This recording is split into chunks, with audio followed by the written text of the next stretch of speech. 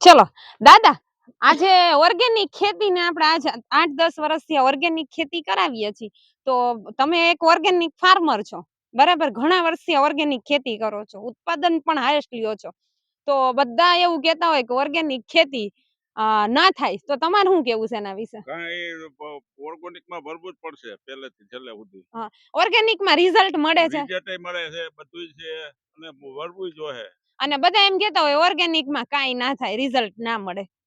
Result તો મળે છે, રિઝલ્ટ તમારી સામે જ છે. હા, અને તમે આજુબાજુમાં બધે જોતા હોય એના ઉત્પાદનમાં તમારે શું ફેર છે? બહુ ફેર છે. બહુ ફેર છે. કેટલા વર્ષથી હાઈએસ્ટ ઉત્પાદન લ્યો છો? હું તો લગભગ 7 વર્ષથી લઉં છું. ઓય, 7 વર્ષથી હાઈએસ્ટ ઉત્પાદન લ્યો છો, અને આ પાક જોતા તમને ખબર જ પડી જાય કે દાદાની મહેનત કેવી હશે. કારણ કે ઓર્ગેનિક નો શોખ ખરો ને? કેટલા વર્ષ પહેલા એવો વિચાર આવ્યો હતો ઓર્ગેનિક ખેતી? પેલા તો અગાઉથી ને વિચાર ઓર્ગેનિક કરતો જ પહેલેથી ને. કેટલા વર્ષથી તમે ખેતી કરો છો? લગભગ ખેતી તો કરું છું આજ 20 વર્ષ થયા. અને 20 વર્ષની અંદર ઓર્ગેનિક નો એમ કે વિચાર આવવો ઈ એક નોર્મલ વસ્તુ નથી. વિચાર સાથે પછી માર્કેટમાં સારી પ્રોડક્ટ ગોતવી ઈ મહત્વનું છે ને. તો તમે ત્યારે ઈ વિચાર આવ્યો પછી શું કર્યું?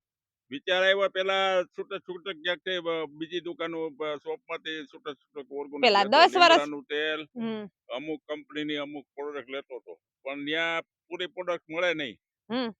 એ હિસાબે મેં કિસ ઓર્ગેનિક માં બધી પ્રોડક્ટ લેવાનું વિચાર્યું. હા, અને અત્યારે એ જ પ્રોડક્ટ નો બધો ઉપયોગ કરું છું. બધી પહેલે છેલ્લે સુધી મળી જાય દાદા? છેલ્લે સુધી માર્ગદર્શન નહીં મળે? માર્ગદર્શન નહીં મળે. ગ્રુપમાં જોતા હશો ને કે શું કરવાનું? રોજ સવારે એકવાર ગ્રુપમાં મેસેજ આવે ખેડૂતોને જાગૃત કરવા માટે. અને ઓર્ગેનિક ખેતીની અંદર બધાએ અત્યારે આપણે જોઈએ તો બીમારી એટલી ફાઈટી છે કે વાત પૂછો. અને આપણે બધાને કરવી જ પડશે. અને બધા નોર્મલી વસ્તુ કે 10 વર્ષ પહેલા જયારે વિચાર આવવો, અને 10 વર્ષ પહેલા ઓર્ગેનિક જમાનોય નહોતો ત્યારે કે માર્કેટમાં બધી અત્યારે બધા ઓર્ગેનિક કરીને દુનિયાની કંપનીઓ છે, કન્ફ્યુઝન છે બધા ખેડૂતોને. પણ માર્ગદર્શન હેતુ એક હોવો જોઈએ ને. કોઈ ખેડૂતોને ઓર્ગેનિક ખેતીમાં વળવું છે તો એના માટે પહેલે જ છેલ્લે સુધીનું મેનેજમેન્ટ છે આપણી પાસે. સીડ ટુ હાર્વેસ્ટિંગ, દેશી ભાષામાં કહીએ ને તો જ્યારે તમે તમારો પાક વાવો છો ત્યારથી માવજત થી લઈ અને હાર્વેસ્ટિંગ, જ્યારે તમારો પાક ઉગીને કમ્પ્લીટ થઈ જાય ને ત્યાં સુધીનું મેનેજમેન્ટ એક જ દુકાનમાં જ મળી જાય બધું. ક્યાંય તમારે મગજ હલાવવાનું જ નહીં ને. અને ફક્ત કહી દેવાનો કે હવે મારે ડોઝ મારવાનો છે, બસ એટલું જ કહી દેવાનું. અને બધાને ઓર્ગેનિક ખેતી તરફ વળવું હોય તો આપણું સજેશન કરી શકે ને. કેટલા વર્ષથી આપણી સાથે છો? હું છેલ્લા 7 વર્ષથી. 7 વર્ષથી આપણી સાથે દાદા જોડાયેલા છે.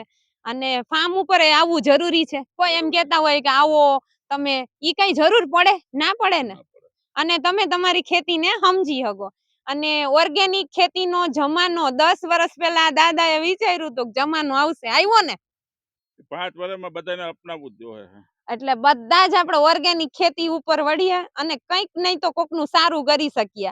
તો ઓર્ગેનિક ખેતી અપનાવીએ. અને દાદાની જેમ 10 વર્ષ પહેલા મગજમાં વિચાર આવ્યો હતો એમ મને પણ 10 વર્ષ પહેલા વિચાર હતો કે ભાઈ લોકોને ઓર્ગેનિક તરફ વાળવા છે. અને એ પ્રયાસ સાથે આજે આપણે એમ કહીએ ને સક્સેસફુલ કે 6 વર્ષથી ખેડૂતો જોડાયેલા છે. તો આપણે બધા જ સાથે મળી અને ઓર્ગેનિક ખેતીને પ્રમોટ કરીએ અને ઓર્ગેનિક ખેતીમાં સોલ્યુશન લઈએ અને આપણી ખેતીને મજબૂત કરીએ. Thank you.